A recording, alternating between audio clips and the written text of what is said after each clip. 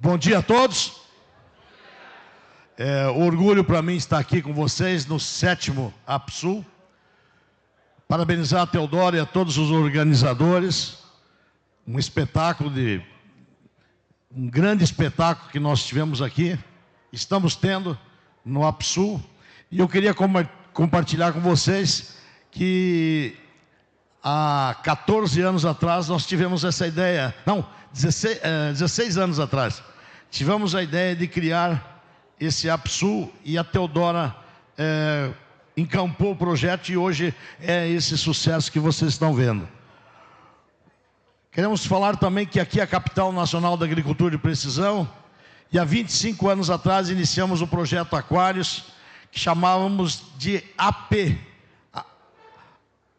Agricultura de Precisão. E acho que depois que nós ouvirmos tudo que a gente viu e ouviu aqui, nós podemos começar a chamar, em vez de AP, APR, Agricultura de Precisão Regenerativa. É talvez uma nova ideia para a gente colocar no ar e seguir criando, porque a agricultura de precisão, ela já é um passo que foi dado e nós temos que continuar avançando. É esse o objetivo. Parabenizar os jovens que estão aqui. Espetáculo, como disse o Paulo Hermann, foi um espetáculo vê-los aqui.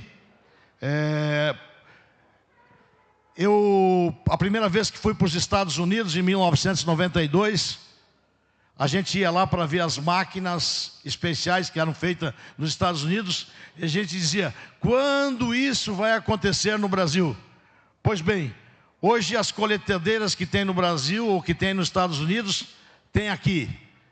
Os tratores que tem nos Estados Unidos, na Europa, tem aqui. Os pulverizadores que existem no Brasil são melhores dos pulverizadores fabricados no mundo inteiro. Nós temos hoje as plantadeiras que foram feitas para o plantio direto, para trabalhar em cima de toda essa palhada.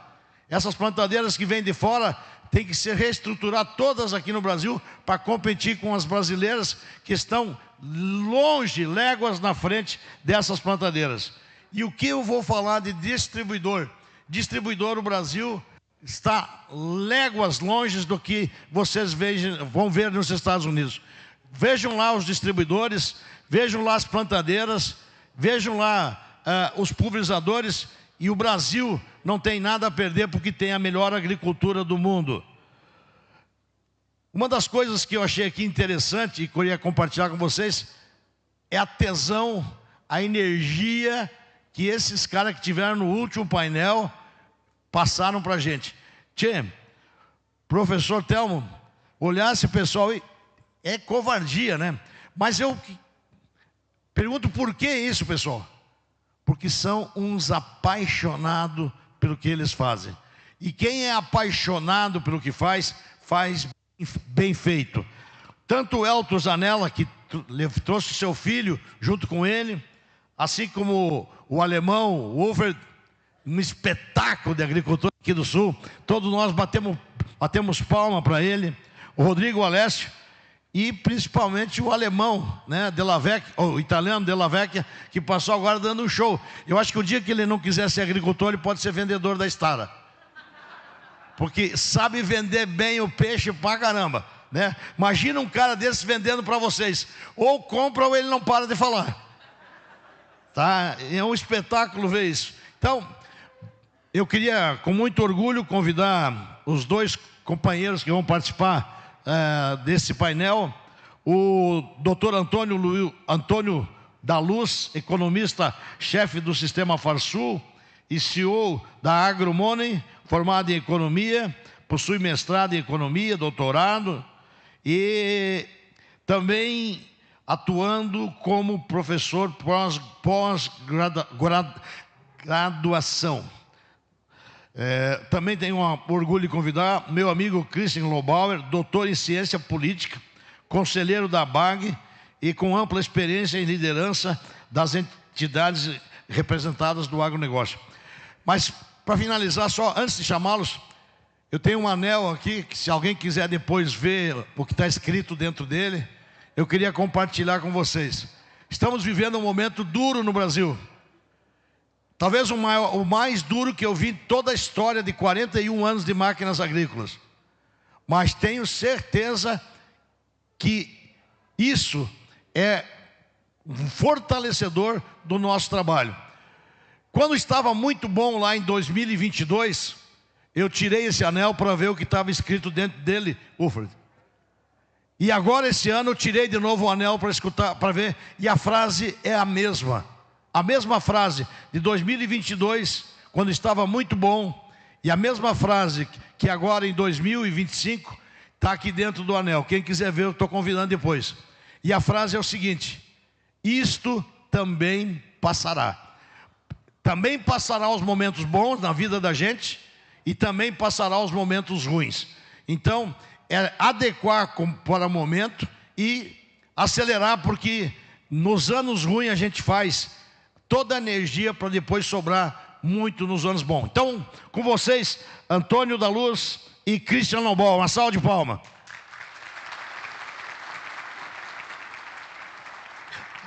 Antes de vocês começar, o Telmo me pediu 1 minuto.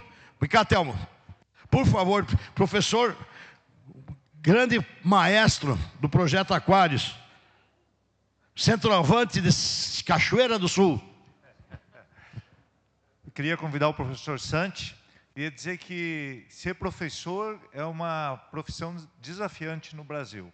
Ser professor e escrever é mais desafiante ainda, porque isso exige muita dedicação. O professor Santi, trabalho de 25 anos, está publicando um livro, Plantas de Cobertura e Ambientes Limitantes.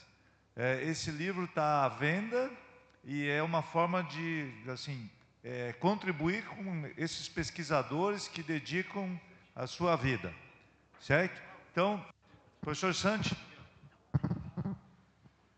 Bom dia a todos. Obrigado, professor Telmo. Não quero ser muito breve, mas começamos a caminhada em agricultura de precisão lá em 2003, junto com o professor Telmo aqui no Aquários. E em 2004, a seca nos ensinou a olhar o sistema de produção. E fomos acumulando pesquisa, são 49 dissertações que nós já orientamos, né? Mais de 100 orientados de graduação, então muita caminhada.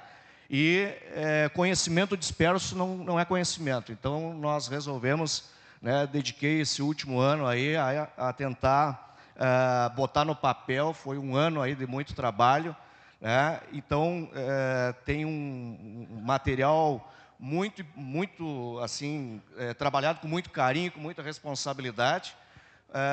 Resume um pouco do painel, do último painel, né, de como que nós vamos unir as ferramentas da agricultura de precisão digital para tratar os ambientes de produção, né? Então temos aqui um capítulo dedicado a carbono no solo, outro sobre saúde do solo, né, 2 capítulos de plantabilidade, né? Então são 10 capítulos aí, junto com o meu amigo professor Alexandre Gazola, preparado com muito carinho para vocês, tá? Depois aí quem quiser aí vai estar à disposição ali no estande da universidade. E eu quero chamar a Teodora aqui para entregar, né, em nome da comissão organizadora, parabenizar pelo evento. Obrigada. Um livro para ela aqui. Obrigada.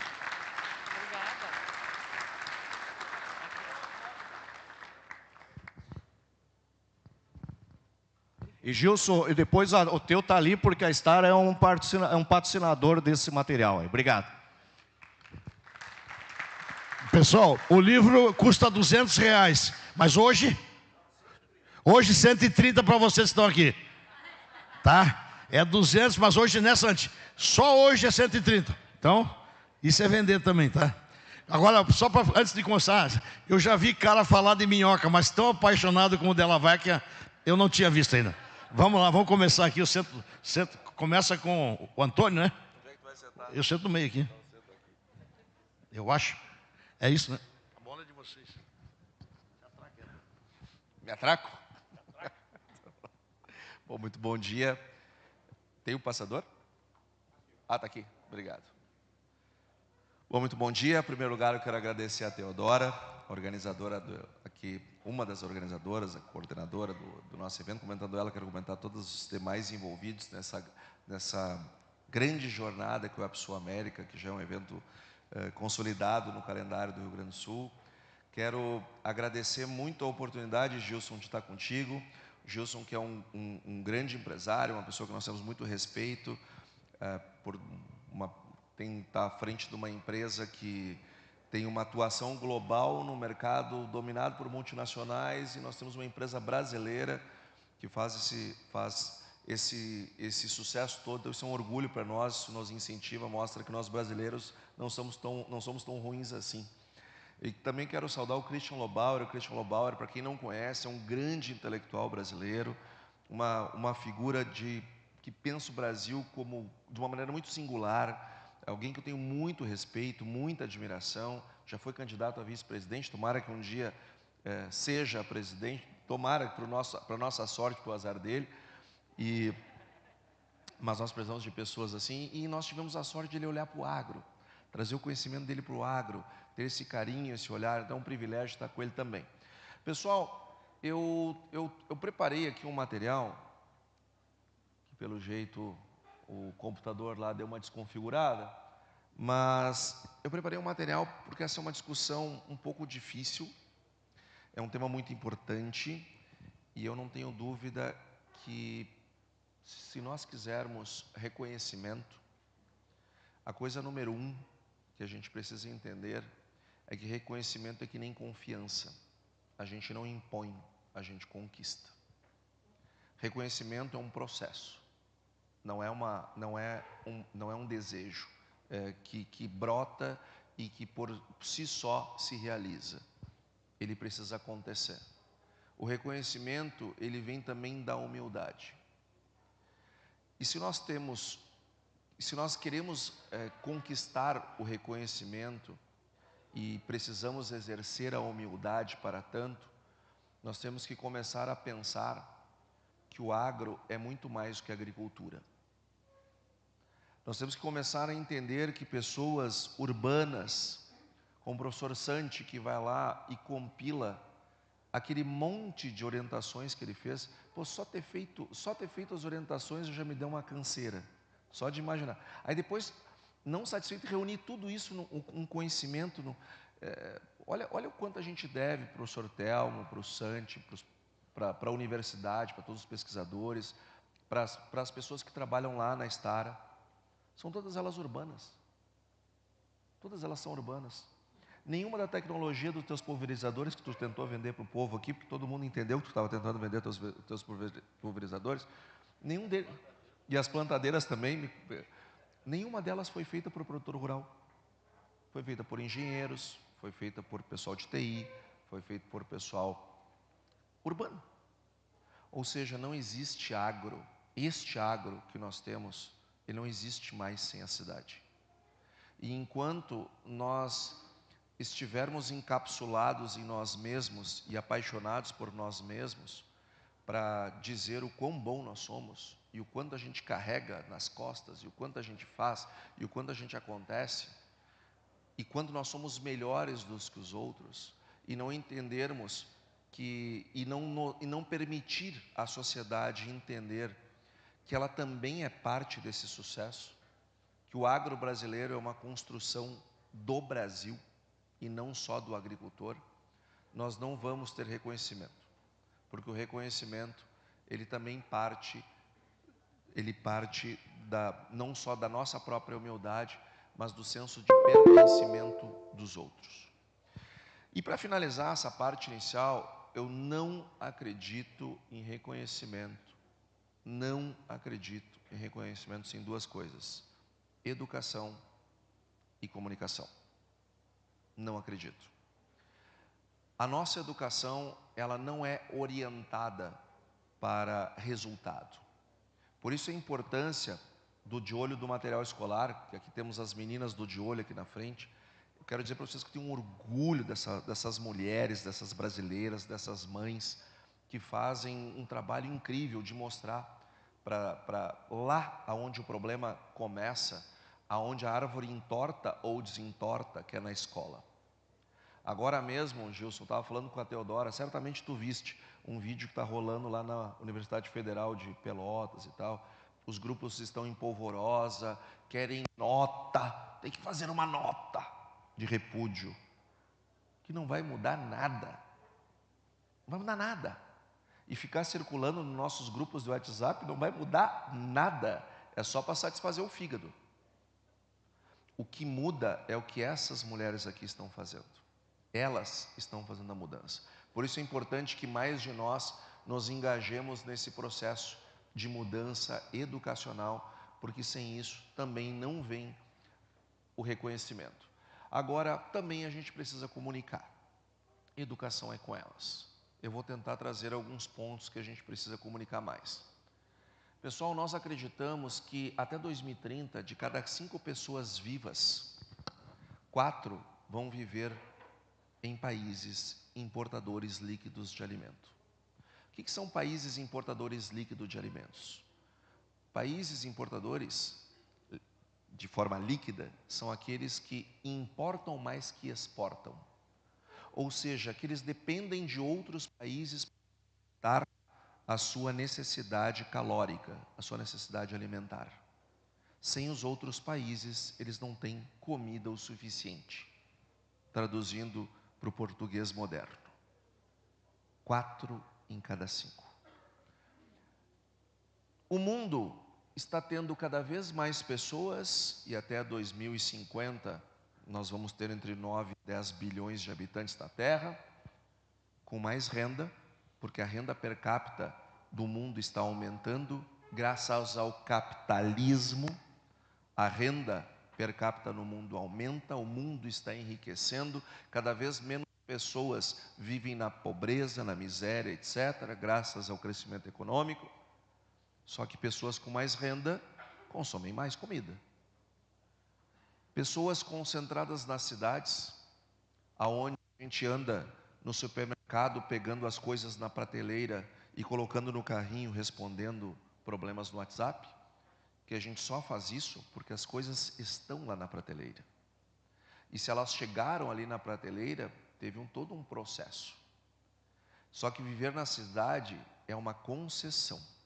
O estado da natureza do homem é a pobreza, tanto é que o ser humano nasce sem nada, nem roupa. O estado da natureza humana é pobreza. E viver no campo, na natureza. Esta é a condição humana natural. O que nós fazemos foi romper com isso. Agora, o nosso estado natural não é viver em cidades, mas a gente foi para lá, e a gente vai para lá. E para que a gente possa fazer esse movimento, que não é natural, nós precisamos que outros deem conta de fazer com que o alimento fique lá na prateleira. Ou seja, nós temos mais pessoas com mais renda, concentradas nas cidades, vivendo em países importadores de comida. Olha a fragilidade que esse mundo está se metendo. Se hoje, em 2025, aonde a gente não está nos 4 para cada 5, nós estamos em 3 para cada 5, nós já estamos vivendo um monte de conflitos no mundo, ora por petróleo, ora por poder disso, poder daquilo. Olha quantos conflitos a gente está vivendo na Terra, neste momento. Imagina se começa a dar problema com comida. Só que aí entra um papel do Brasil que às vezes a gente não entende. Às vezes a gente não entende. A gente está lá olhando para a nossa produção, cuidando dela, do solo, de todas as questões que foram debatidas aqui no painel anterior, que são super importantes, mas nós como sociedade também temos que olhar o que está do outro lado da nossa fazenda, que é o papel que nós temos no mundo. Já que o Gilson citou os Estados Unidos, vou seguir na batida dele. Estados Unidos, eles têm uma característica, tudo eles pensam global. Tu fala com um produtor rural, quando ele foi lá em 92, se ele conversou com produtores rurais lá, tenho certeza que os produtores disseram lá, não, eu estou fazendo isso aqui porque a gente exporta para lá, a gente faz isso, a gente alimenta aquele, nós mandamos para cá, mandamos para lá. Ou seja, o cara está produzindo ali pensando globalmente. Nós estamos aprendendo a entender a nossa importância. Mas é bom que a gente aprenda rápido, porque a produção brasileira de grãos, nós levamos 501 anos, desde que o Brasil foi descoberto, para atingir 100 milhões de toneladas de produção. Só que para produzir outras 100 milhões, chegarmos em 200, foram 14 anos. E para fazer mais 100 milhões, foram 8 anos. Agora nós já estamos em 350. Provavelmente nós vamos chegar no outro 100 em menos de 8 anos. Nós estamos agregando 100 milhões de toneladas a mais no mundo num tempo cada vez mais curto. Nós levávamos quase 18 anos para dobrar a nossa produção. Dobramos, ela ficou maior. Ficou mais desafiador dobrar. Aí levamos 15,9 para dobrar de novo. Aí a nossa produção ficou maior, ficou mais difícil. Levamos 14,7 anos para dobrar. Nós estamos dobrando a nossa produção num tempo cada vez mais curto. O saldo na balança comercial brasileira, que a gente diz, as nossas reservas internacionais a gente tem graças ao agro. Então, o que isso significa? Pergunta para o Milei o que significa ter reservas internacionais. Pergunta para ele, cuja moeda dele custa $1, custa 1.500 pesos. $1 custa R$5,30. A diferença dos 1.500 para os 5 se chama reservas internacionais. Se nós temos moeda, deve-se às nossas reservas internacionais. E se nós temos reservas, é graças a isso aqui. Nós temos um superávit na balança comercial constante, mas ele é feito por causa do agro. Porque se não fosse o agro, a nossa balança não seria esta preta, seria esta azul. O Brasil seria deficitário. Por que nós temos que fazer superávit?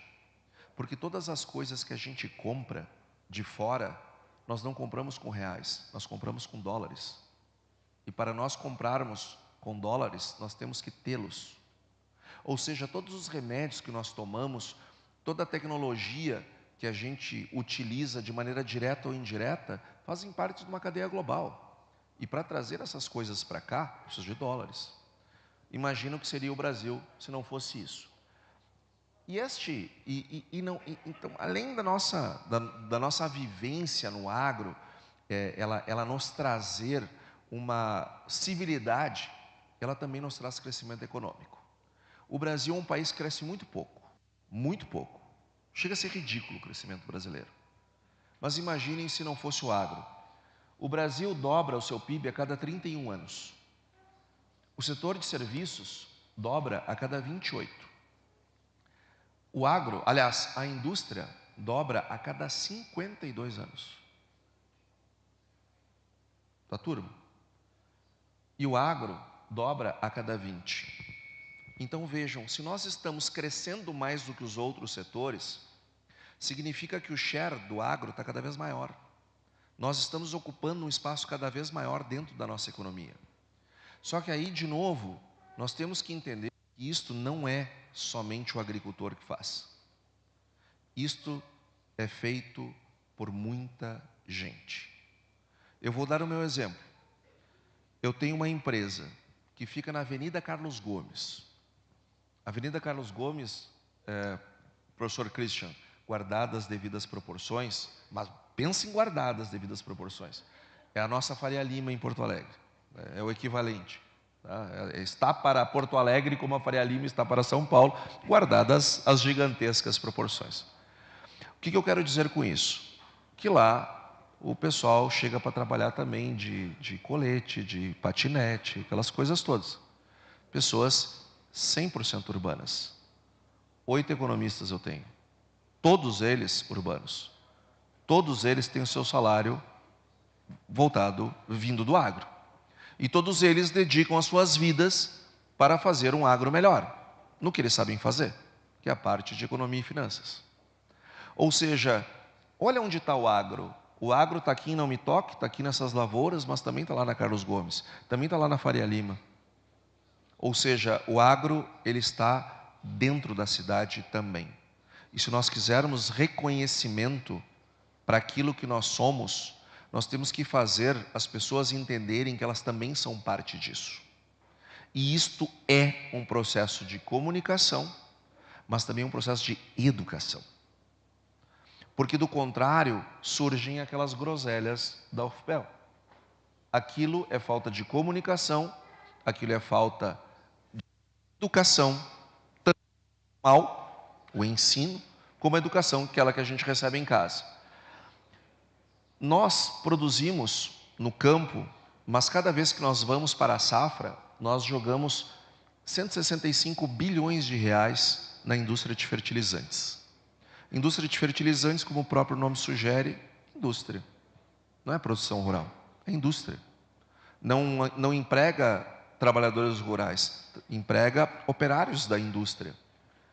São 109 bi na indústria de defensivos. São 45 bi na indústria de sementes, porque sim, é uma indústria. É uma indústria, aliás, uma indústria de biotecnologia. 148 bilhões em operações mecânicas, peças de reposição, enfim, manutenção das máquinas, principalmente as da Stara, que são caras, né, Jus? Já saltou, meu vendedor bom é assim, ele não deixa sem resposta. As peças de reposição, a manutenção, etc., quase 150 bilhões. Onde é que isso acontece? Isso acontece aqui na Stara, isso aqui acontece em toda a rede de concessionárias, todas as oficinas mecânicas da Stara. Não são trabalhadores rurais que estão lá, e nem produtores rurais. Quem está lá são pessoas que moram na cidade e que vivem de consertar essas máquinas. Ou seja, eles também são parte desse resultado. Experimenta ficar com uma máquina, com uma plantadeira, ou um trator estragado numa época de plantio, ou uma colheitadeira estragada numa época de colheita, ou um pulverizador estragado numa época de fazer um determinado trato. Esses caras também são importantes. E se nós não os reconhecermos, eles também não vão se sentir parte. E vai faltar reconhecimento. Serviços terceirizados e assistências técnicas, onde está a minha empresa, onde está a Federação da Agricultura, onde está todo mundo, 13,5 bi. Nós temos 19,4 bilhões de custos gerais, que vai entrar a internet, que vai entrar o telefone, a luz, enfim, os serviços de utilidade. 13 bi em armazenagem. Todo ano nós gastamos com isso. 100 bilhões em tributos. 12 bilhões com frete. Vejam o que movimenta uma safra. Vejam o tamanho disso. Ao todo, nós estamos falando de 625 bilhões de reais, que envolve uma safra fora da porteira, só na cadeia de fornecimento. Esses produtos depois vão passar pela indústria, vão passar pelas tradings, vão passar pelas cooperativas, que não estão nesse cálculo, mas também são empresas urbanas, que empregam pessoas do meio urbano, que são as pessoas que os seus filhos estão na escola, são pessoas que têm os seus encontros de final de semana, e que muitas vezes tem uma pessoa lá detratando o agro, ou um professor detratando algo, falando uma coisa que não faz sentido, porque está errado no material escolar, e aquela pessoa ela não tem condição de rebater aquilo, mas ela tem condição de discutir o Grenal do último final de semana. Por quê? Porque talvez ela esteja com um foco descalibrado ao interesse dela mesma, mas ela só vai entender que o agro é o interesse dela quando ela se sentir parte, quando ela se sentir pertencente a isso tudo. Daqui 7 anos, essa proposição do Clark e do Fischer, 2 grandes economistas do século passado, daqui 7 anos vai fazer 100 anos que eles propuseram organizar a economia em 3 setores hierarquizados: agricultura, indústria e serviços. Setor primário, secundário e terciário. Até hoje nós mesmos falamos isto, né? Nosso setor primário. Isso deixou de ser faz muito tempo. E a Stara é prova disso. Porque no momento, a Stara ela não pode estar ali em cima. Ela fornece para a agricultura, então ela não pode estar ali. Quem tem que estar ali é a indústria de alimentos. Agora a Stara não pode estar ali, ela tem que estar abaixo. Onde é que está a Stara? Ou seja, isto daqui funcionava há 100 anos atrás. Hoje, a economia funciona desse jeito. Ela é circular. Eu tenho indústria depois da agricultura, como tinha lá, mas eu tenho indústria antes da agricultura, como eu tenho agora. Eu tinha serviços depois da agricultura e da indústria, como eu tinha 100 anos atrás. Mas hoje eu tenho serviços antes da agricultura. Ou o trabalho da UFSM é o quê? Aonde que ele está? Ele está antes da agricultura. Ou seja, e é um serviço. Hoje nós temos uma economia circular. E se ela é circular, uns dependem dos outros. Um está de mão com o outro. Por isso, nós, se quisermos reconhecimento, nós temos que entender que tem mais gente que faz parte desse sucesso. E na hora que as pessoas entenderem que elas também fazem parte desse sucesso, elas provavelmente estarão mais engajadas e interessadas não só a defender, mas a discutir um Brasil do agro. Quando a gente olha a evolução da indústria, porque tem muita gente que diz assim, mas o agro está crescendo e nós estamos nos desindustrializando. Bom, em primeiro lugar, nós somos uma economia de serviços, tá? A economia industrial era do século XIX, então nós estamos quem pensa isso está 2 séculos atrasados, para começo de conversa. Só mais atrasado do que estes é o pessoal lá da UFPEL, que defende invasão de terra, porque acha que a riqueza ela brota da terra. Quem pensava isso eram os fisiocratas, esses eram do século XVII. Quando só vinha, a única coisa que gerava riqueza numa economia era a terra. Hoje o cérebro humano gera muito mais riqueza do que terra. Tudo aquilo que foi apresentado no painel anterior, fica muito claro, a riqueza não vem da terra, vem do conhecimento aplicado na terra. Ou seja, nós somos uma outra sociedade, a gente precisa entender isso.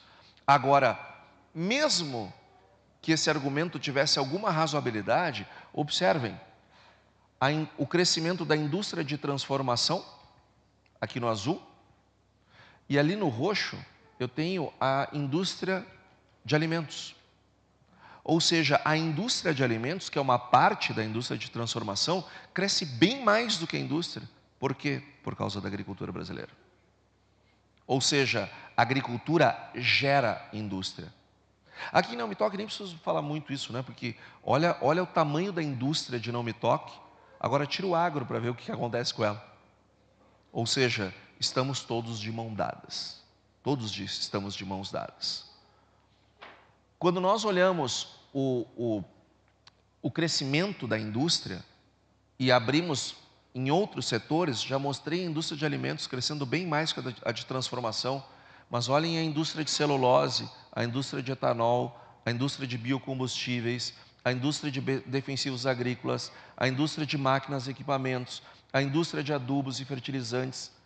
Olhem o tamanho do crescimento acumulado de 2014 a 2022, que é o último dado que nós temos, comparado com as demais indústrias de transformação. Ou seja, fica muito claro que o que move a indústria no Brasil é o agro. Então, nós não podemos nos tratar como eles e nós e eles. Não existem eles, só existem nós. Só existimos nós do agronegócio, que podemos estar no campo ou podemos estar na cidade, mas nós é que fazemos isso. E nós estamos gerando um impacto no mundo muito grande. Deste lado, eu tenho os maiores importadores líquidos de alimentos do mundo. Ou seja, os países os quais o alimento não é produzido na sua integridade no seu território. Eles precisam buscar comida de outros lugares. A China é o maior, depois nós temos todos esses daqui. E do lado de cá, nós temos os maiores exportadores líquidos de alimentos do mundo. Onde o Brasil, ele não vai ser o maior. Ele não chegará um dia que será o maior. Ele é o maior. O Brasil é o maior exportador líquido de alimentos do mundo. E a distância que ele está abrindo para os Estados Unidos é enorme. Cada vez que sai uma atualização, o Brasil dá um salto. Há bem pouco tempo atrás, era coisa de 30, 40 milhões de toneladas. Agora, olhem a distância que nós já estamos dos Estados Unidos. O Brasil é hoje um país que sem o qual o mundo não funciona mais. Imaginem com toda a fragilidade que o mundo tem, com todo esse monte de pessoas vivendo em países importadores líquidos de alimentos, imagina sem este país crescendo a sua produção. O mundo não funciona sem os Estados Unidos. Vocês gostem ou não dos americanos, o mundo não funciona sem os Estados Unidos. Ponto. O mundo não funciona sem a China. Vocês gostem ou não da China. O mundo não funciona mais sem a China. O mundo não funciona sem Israel, sem a tecnologia que eles geram. Não funciona. O mundo não funciona sem o Brasil. Não funciona. Ou seja, nós estamos sentados a uma mesa onde países muito relevantes, sem os quais o mundo não funciona, podem estar lá. Só que a diferença nossa para os outros países é que a gente não sabe usar os talheres. A gente não sabe se comportar. A gente não sabe se postar naquela mesa. Porque nós não entendemos a nossa relevância. E não sabemos negociar com isto, nós não sabemos fazer acordos internacionais com isso. Graças ao nosso problema de má educação, que eu não tenho a menor dúvida que a próxima geração vai ser muito melhor, por causa de vocês, mas a má educação que nós tivemos no passado gera pessoas que ocupam cargos de altíssima relevância e que vão numa COP falar mal do seu país. Isto é a fina flor da falta de educação. Talvez um pouco de burrice também, mas seguramente faltou educação. Quando uma ministra sai do seu país para falar mal do seu país, tem que dar um troféu para a criatura. Tem que dar um troféu. Mas eu tive em Bruxelas no ano passado, num congresso, Christian, apresentando lá um paper, e para minha surpresa, uma moça, uma doutoranda da USP, fui assistir a apresentação dela, ela começou a falar mal do Brasil. E eu, meu Deus do céu, a única pessoa que falou mal do seu país foi ela. O que é isso? Uma doutoranda. Ou seja, não basta escolaridade, é qualidade de educação. Ou seja, nós não sabemos usar o poder que nós temos. E muito disso decorre da educação. Que é uma educação que, segundo os estudiosos da educação brasileira, que nos oferecem essa maravilha de resultado, nós temos que criar educação para a cidadania, para criar cidadãos. Eu quero gente que saiba fazer matemática, português, inglês, entenda de história, de geografia. Cidadão, quem tem que formar é a família. Mas enfim. E vejam só o que está acontecendo no mundo. A Ásia aumentou o seu consumo nos últimos 10 anos em 174 milhões de toneladas. A África, 43 milhões. A América do Sul, 19 milhões. O Oriente Médio, 7 milhões. O que isso significa, pessoal? As regiões mais pobres do mundo estão aumentando o seu consumo. E vejam do lado de cá, quem mais aumentou a produção nos últimos 10 anos. Ou seja, nós não estamos produzindo para ricos, nós estamos produzindo para diminuir a pobreza no mundo. Olha o papel que nós temos no planeta. São justamente os mais pobres que estão se beneficiando desse nosso aumento de produção.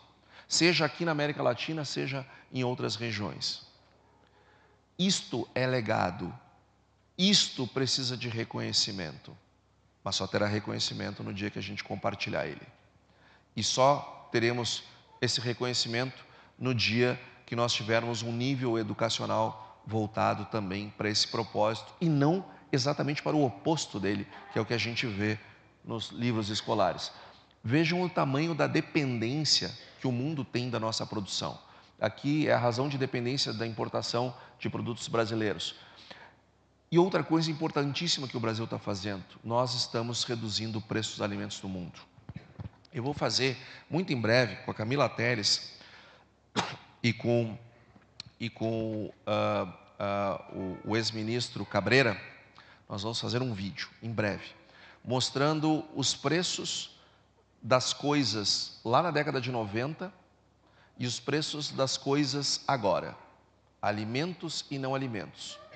Quantos a gente comprava dos alimentos e coisas que não são alimentos com salário mínimo na década de 90 e o quanto a gente compra agora? Vocês vão tomar um susto e vão ver que os alimentos ficaram relativamente mais baratos ao longo do tempo, enquanto as outras coisas ficaram mais caras ao longo do tempo. Isto se deve à produção crescente que nós temos, que eu mostrei lá no início. Só que o nosso impacto é tão grande que não fica só no Brasil. Os preços estão em queda no mundo. E muita gente fala, né, de controle inflacionário, de inflação de alimentos. A gente viu aquele monte de coisas absurdas que foram ditas no ano passado sobre exportações. Agora, o que a gente observa é o seguinte, que na linha vermelha eu tenho inflação de alimentos, países importadores de alimentos. Começando lá em 17, para pegar um trecho antes da pandemia e depois da pandemia. Vejam o que aconteceu com a inflação dos alimentos nos países importadores e vejam o que aconteceu nos países exportadores. Isso que aqui nos exportadores está a Argentina puxando a inflação para cima. Ou seja, quanto mais a gente exporta, mais barato fica o alimento para quem está dentro. Pela mesma razão que quanto um celular é mais barato num país exportador de celular, um carro é mais barato num país exportador de carros, alimento é mais barato em exportador de alimentos. Quanto mais a gente exportar e ajudar os outros povos, mais nós vamos produzir, e quanto mais produzirmos, maior vai ser a disponibilidade interna e mais baratos ficarão os alimentos para o brasileiro. Ou seja, se a gente quer reconhecimento, a gente tem que fazer o brasileiro entender isso daqui. Que as exportações não são um movimento de tirar comida dos pratos das pessoas que estão aqui para jogar num prato de outra pessoa que está disposta a pagar mais caro. Não. Isto não é exportação. Exportação significa eu ter que produzir muito mais do que as pessoas aqui consomem. É eu buscar tecnologia para buscar eficiência e conseguir produzir mais barato para me qualificar ao mercado global. E isso traz consequências muito positivas. Eu falei de Argentina, tirei ela só para vocês verem. Países que bloqueiam exportações, que fazem retenções, o resultado é isso aqui, ó. Vou dar só uma palhinha do vídeo que nós vamos fazer em breve. E nós não fizemos isso por culpa minha e por culpa das renegociações de dívida e dessa agenda que não termina nunca. Na década de 70, em 1972, 50 anos atrás, pouco mais de 50 anos atrás, um salário mínimo comprava 0,6 cesta básica. Ou seja, não dava para comprar uma cesta básica com salário mínimo. Uma cesta básica custava em dinheiros de hoje R$ 1.622 e um salário mínimo em dinheiros de hoje era R$ 1.015. Passados 50 anos, hoje um salário mínimo compra 1,7 cesta básica. Ou seja, hoje nós conseguimos comprar quase 2 cestas básicas com salário mínimo. Há 50 anos atrás, eu precisava de quase 2 salários mínimos para comprar uma cesta básica. Isto é o poder do agro do ponto de vista social, que precisa de reconhecimento, mas que não terá reconhecimento enquanto nós não fizermos as pessoas entenderem que elas também fazem parte disso e dividirmos com a cidade esses resultados. E fazemos isso com uma enorme uma preservação ambiental. Já vou encerrar. Esse é o mapa do Brasil da preservação. Este é o mapa do Brasil de áreas conservadas do mesmo jeito que estavam quando os portugueses chegaram aqui, dentro das propriedades rurais, as quais vocês estão recebendo para preservar. Não? Não estão recebendo? Aqui não me toque, não estão pagando? Não? Preservação ambiental sem receber um centavo, nem de dinheiro público, nem de dinheiro privado e nem de dinheiro estrangeiro. Que eu, diga-se de passagem, se depender só da minha vontade, não receberíamos um centavo. Nós não temos que ter bolsa produtor. Essas bolsas são mecanismos de criação de preguiçosos. A gente não tem que trazer isso para o agro.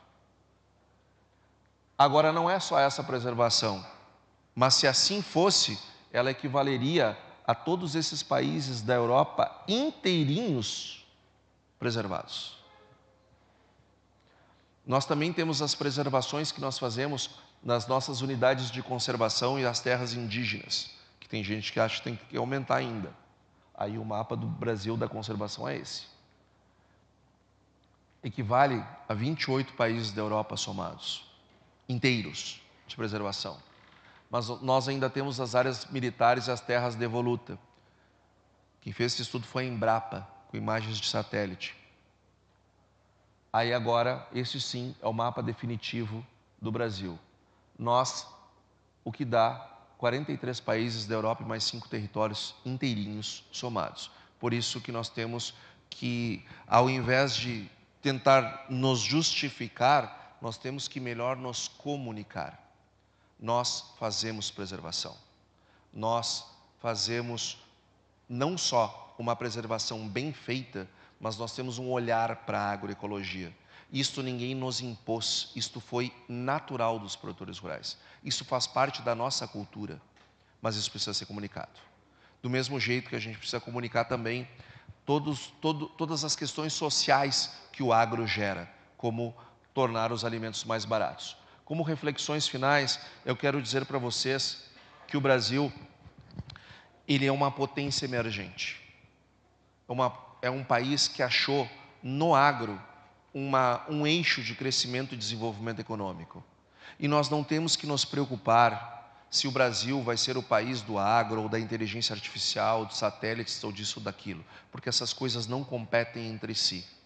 Mas nós temos que saber que sim, o agro, ele conecta com todas essas coisas. Agro não é só agricultura. O conceito de agronegócio, criado lá pelo Goldberg, que já tem mais de 60 anos a proposição dele, o agronegócio era a união da agricultura, da indústria e dos serviços.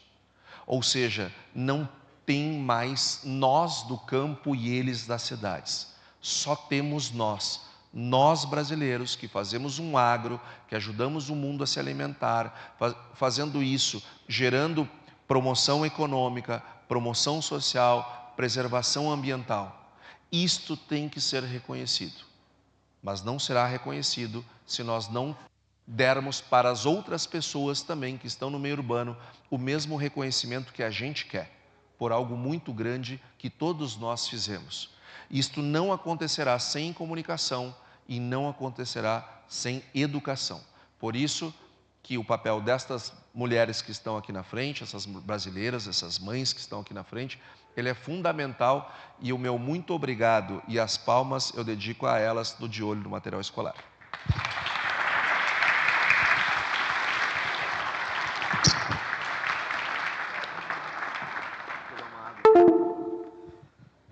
Com vocês, Christian Lomauer. Obrigado, Gilson. O passador está... Acho que eu vou ficar mais aqui. Bom, em primeiro lugar, eu queria agradecer a oportunidade. Estou vendo o Gustavo ali. Gustavo, está bem? Agradecer a Teodora e ao professor Telmo pela organização, em nome de quem eu cumprimento todas as pessoas que organizaram a 7ª APSU. E cumprimentar as minhas amigas, professoras, dirigentes e mães e secretárias do De Olho no Material Escolar, instituição que eu também fiz parte, continuo fazendo parte agora há quase 3 anos. Cumprimentar o Gilson, que eu conheço desde 2015. A primeira vez que eu vim a Não Me Toque foi em 2015, quando eu trabalhava na Bayer. Fui apresentado pelo Mauro Alberton. E desde então acompanho a trajetória do Gilson, da Stara, uma empresa maravilhosa. Dizer que um grande país não se faz sem empresas. O Brasil cuida muito mal das empresas que tem. Então, fica aí um registro da resistência que a Stara tem, a resistência que as empresas brasileiras têm. E imagine o que o Brasil seria se cuidasse bem das suas empresas. E cumprimentar também o Antônio, meu companheiro aí de várias passagens. Cumprimentar a todos aí, uma satisfação sempre estar aqui no Rio Grande do Sul. O tema de hoje é um tema que se resume a uma palavra, né? O reconhecimento. Por que é que nós, como país, atingimos essa condição tão impressionante de produzir alimentos e energia sustentável e a sociedade e o mundo, de certa forma, não reconhecem isso.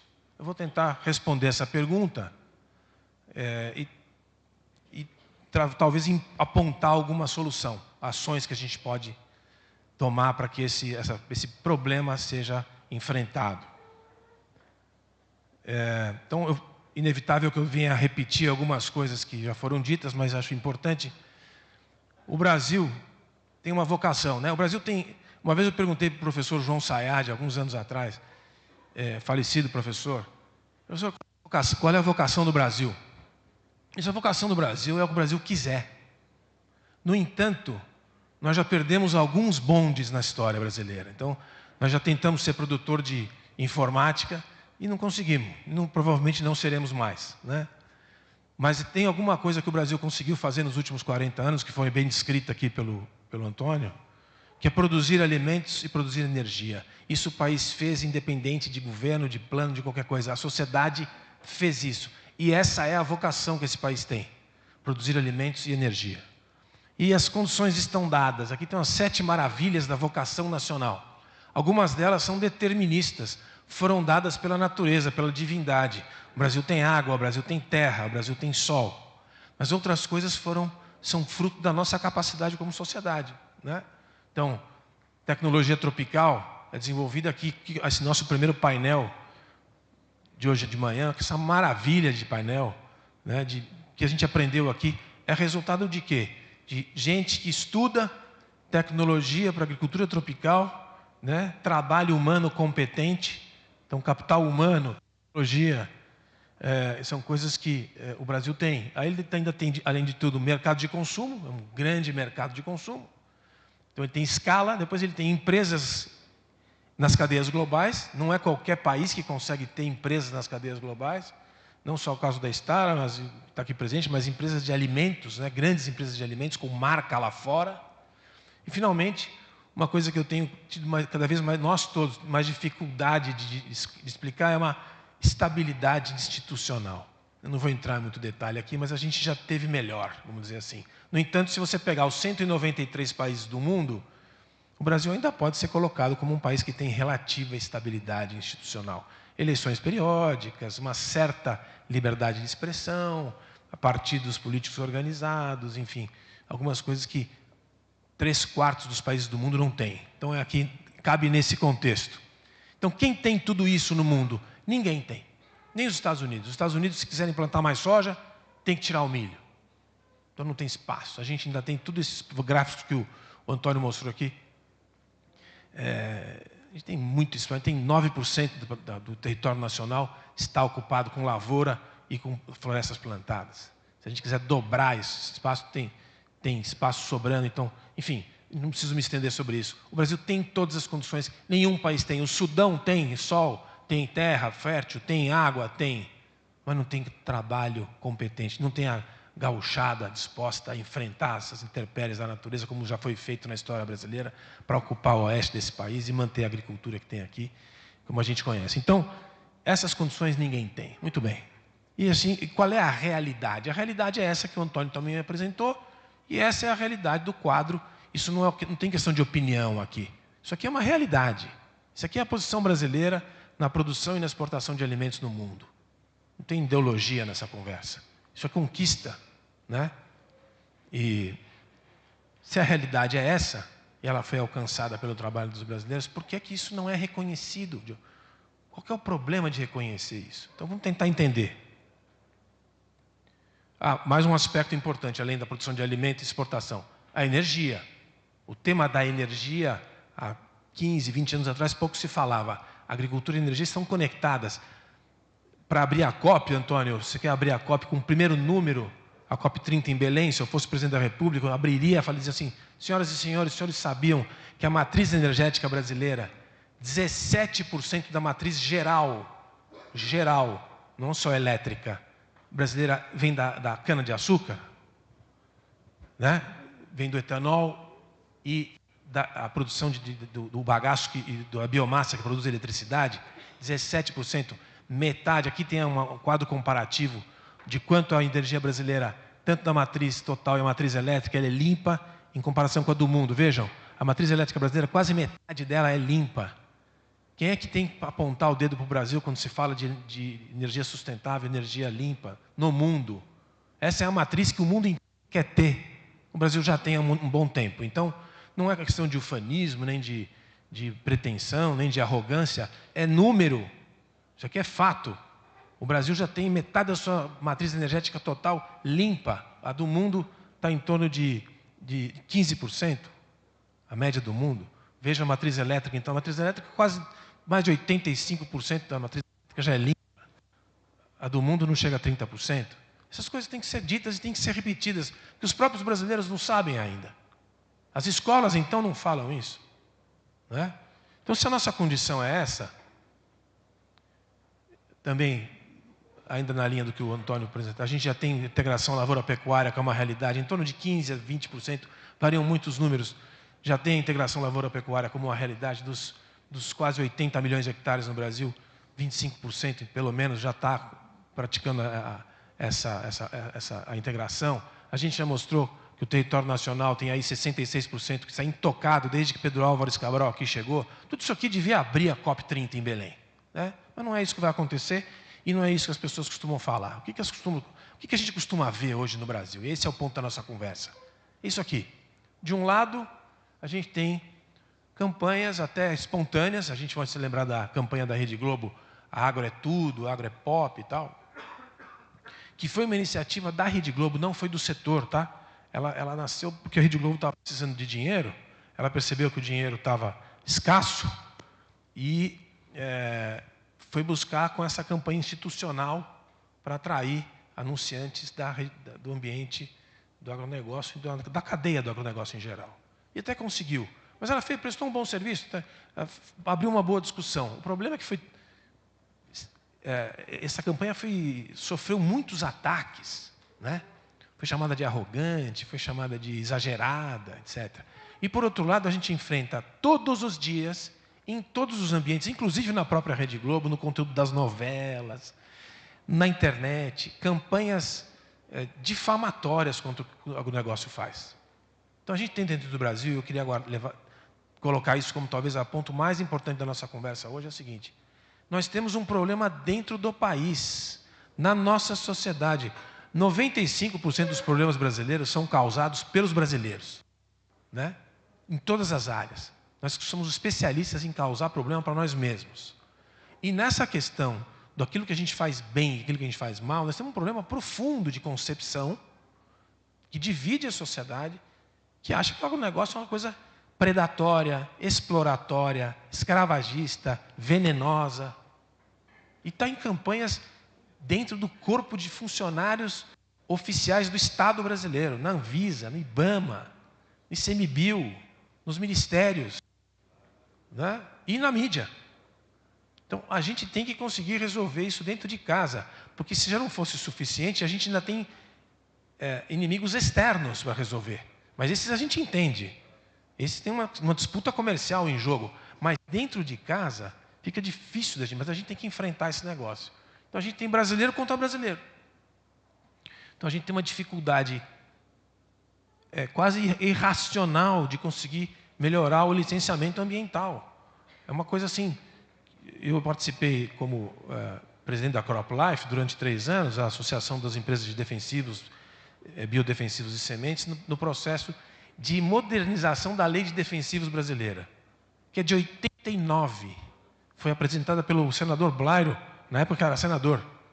A lei de 89 ela precisava ser modernizada. Nós não conseguimos fazer. Quando a gente conseguiu aprovar em 2022 a lei, no Congresso, chegou para o presidente da República, foi sancionar, ele tirou 2 artigos, que eram os 2 artigos vitais da lei. Então a gente já passou 25 anos para dar um passinho de tartaruga, numa lei essencial para o desenvolvimento da agricultura.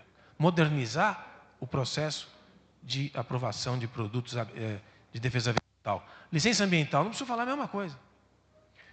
Pega um caso da Ferrogrão. A Ferrogrão, que é um projeto essencial, é vital para o país, para você reduzir os custos, reduzir a emissão de gás de efeito estufa, como consequência. Para uma ferrovia que vai levar os grãos para uma rota norte, que vai pelas vias fluviais, para escoar a produção brasileira, passa 3 quilômetros numa disse que é uma aldeia indígena, está parado 5 anos no Supremo Tribunal Federal. A gente não consegue, como sociedade, avançar num tema como esse. Eu não vou nem dizer quantos 1000 quilômetros a China fez nos últimos 20 anos e quantos 1000 quilômetros o Brasil fez de linha de ferro, senão a gente vai entrar em... Né? Então, assim, são problemas permanentes. Não preciso falar muito de MST aqui nesse ambiente. Aqui eu sei que estou pregando para convertidos, mas a gente tem que fazer uma reflexão para aqueles que não estão convertidos e que são, aspas, infelizmente, nossos correligionários inimigos. O MST, por exemplo, como é possível existir uma instituição como essa? Uma instituição que não tem CNPJ, que rasga a Constituição brasileira permanentemente, que rompe com o princípio básico, natural do direito de propriedade, que constitui a base de uma sociedade. Como é que existe uma instituição dessa? Como é que ela se financia com o dinheiro dos impostos dos brasileiros? Está nas contas nacionais onde vem o dinheiro do MST. Não vem da Alemanha Oriental, do sindicato comunista. Não, vem dos impostos que a gente paga. E a gente sabe de onde vem. Como é que isso existe nesse país? Né? Então, esse é o conflito, para não dizer a guerra interna que a gente vive. Não dá para aceitar que isso exista, que isso possa ser possível e que isso cresça. Esse Estado conhece bem o que é o MST.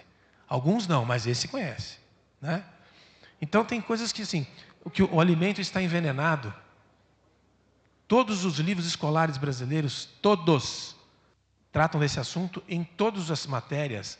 O alimento brasileiro está envenenado com agrotóxicos. Não tem um estudo científico que comprove isso.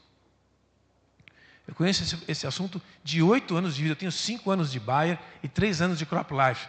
Eu desafio qualquer pessoa para um debate aberto.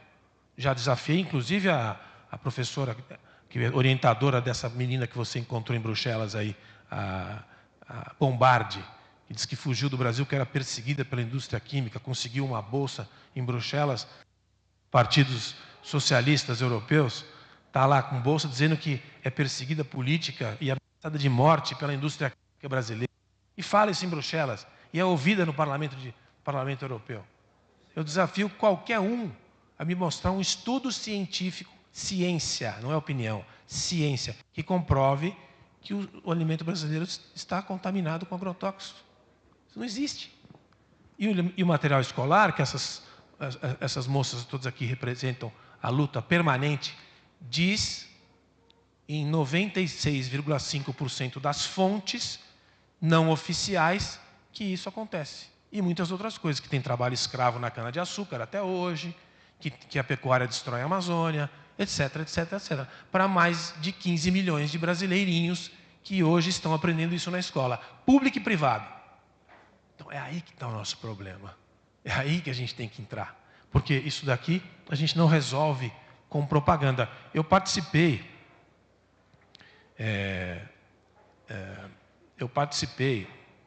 Espera um pouco que eu fiz bobagem aqui. Ih, agora me perdi.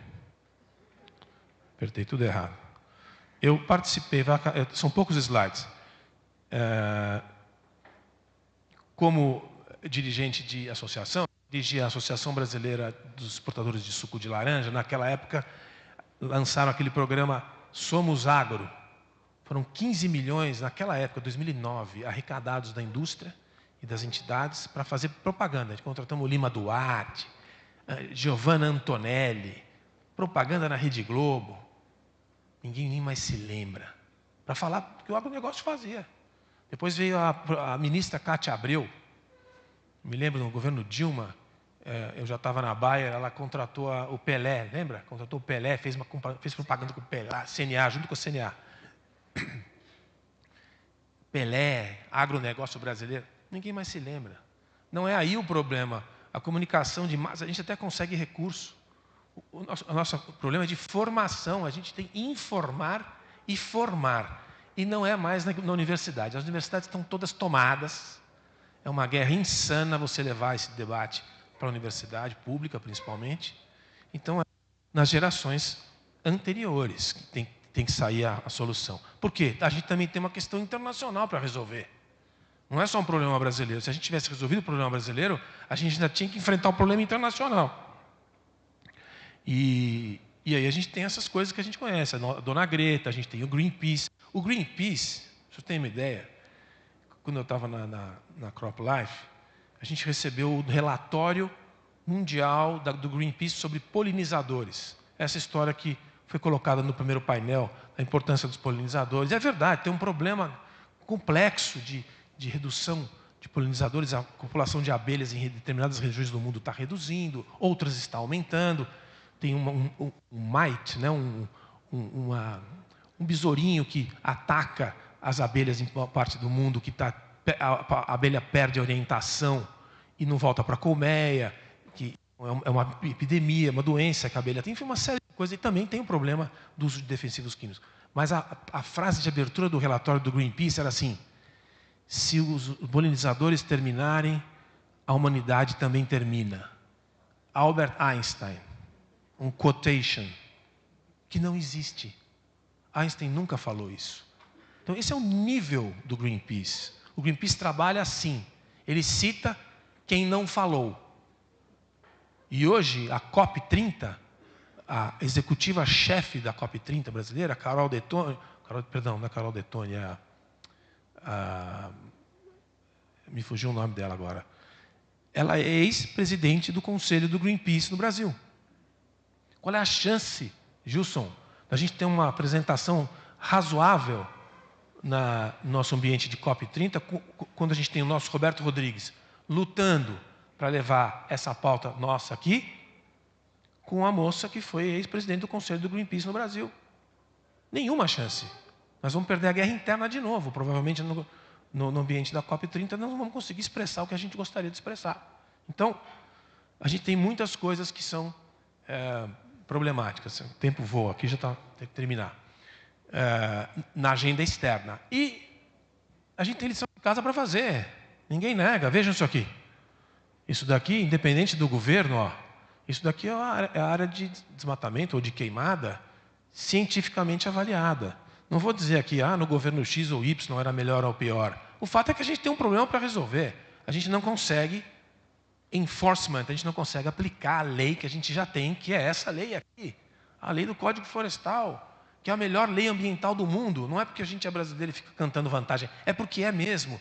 Em nenhum lugar do mundo se estabelece que num bioma você só pode desmatar 20% do que você tem na sua propriedade. Se você tem uma propriedade na Amazônia e você quer produzir, você só pode desmatar 20%. Me diz o lugar do mundo que estabelece isso em qualquer instância. Nenhum lugar. É como se você tivesse um hotel de 100 quartos e você só pode utilizar 20. Os outros 80 é prejuízo para você. Se vira. É a lei brasileira.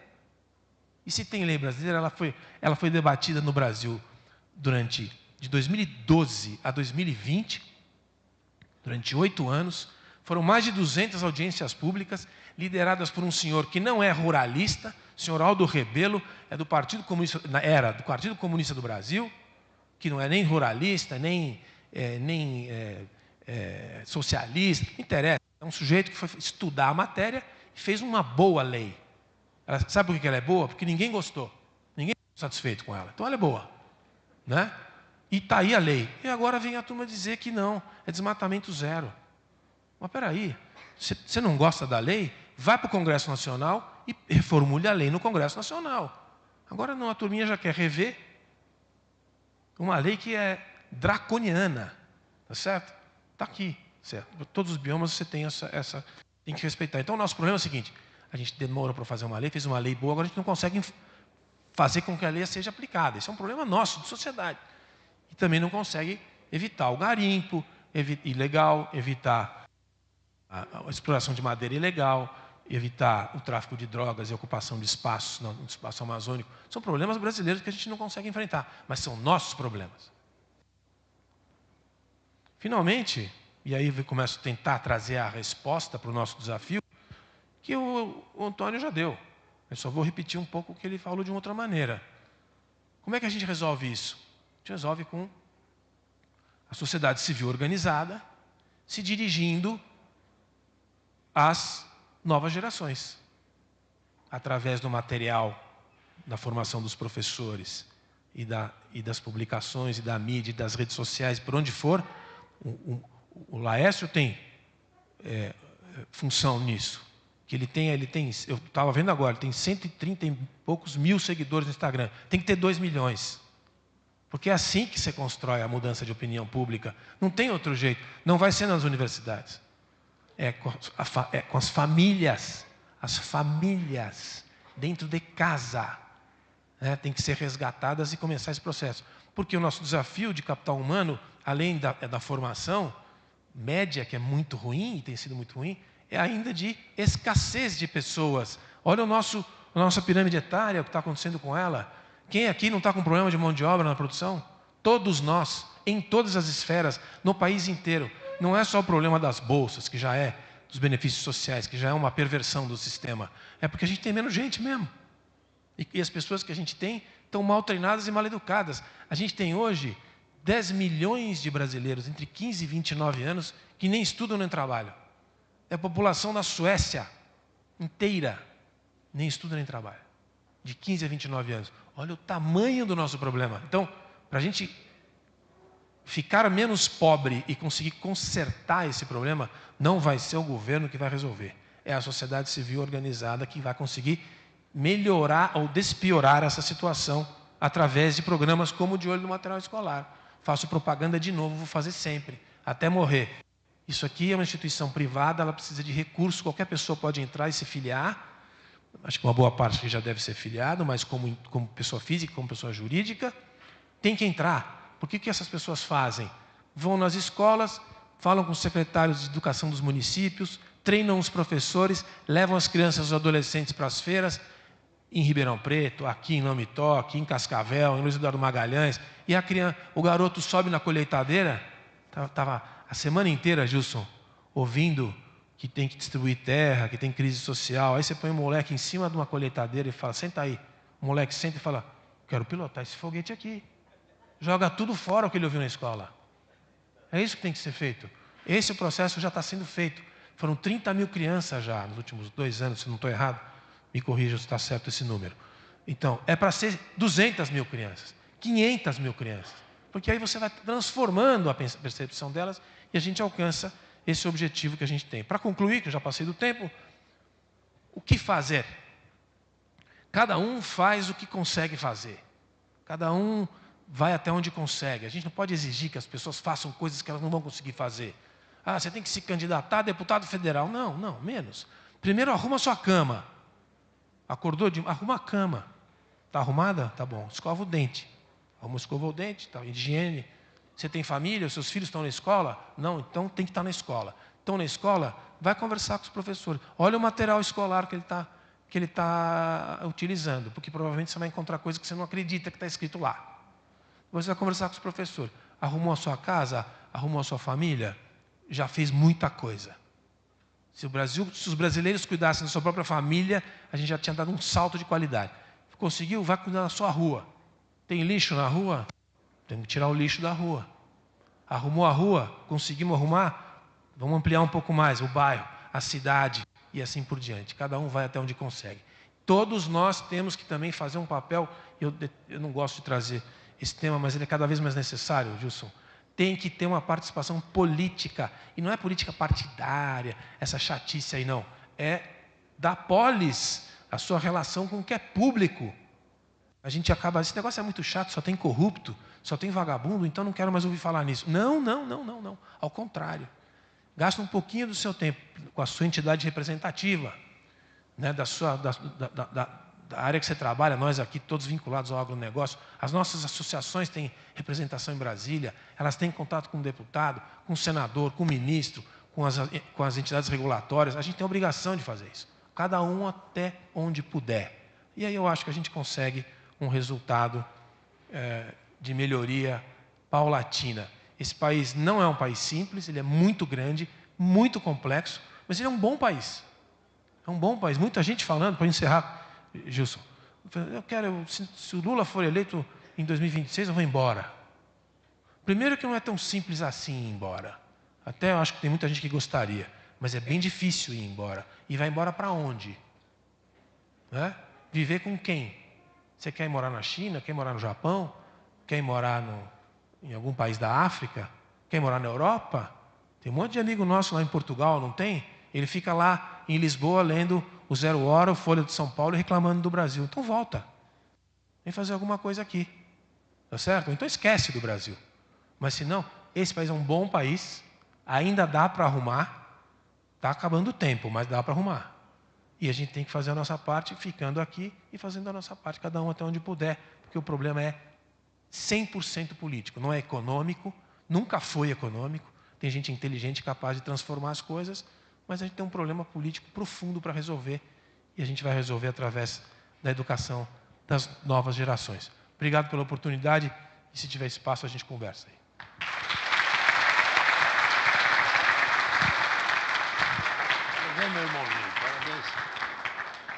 Bom, segundo o nosso maestro aí, o tempo está esgotado. Vamos aos presentinhos, né? Christian, Antônio. Obrigado. E o meu vocês podem doar. Ah, mas você entrega. Tá? Então, mas agradeço demais. Parabéns. Uma salva de palmas para o pessoal aqui. E seguimos com o nosso APSU 2025 e fazendo sucesso no mundo inteiro. Pessoal, esse foi um sonho que lá atrás sonhamos juntos, né, professor Telmo? Teodora, nunca imaginamos chegar no tamanho que chegamos. Então, a todos vocês que vieram, nosso muito obrigado. Que Deus continue iluminando o Brasil e que nós possamos fazer desse país um país melhor para nossos filhos, nossos netos. Mas, em primeiro lugar, para fazer um país melhor para os nossos filhos, vamos fazer, professoras, filhos melhores para o Brasil.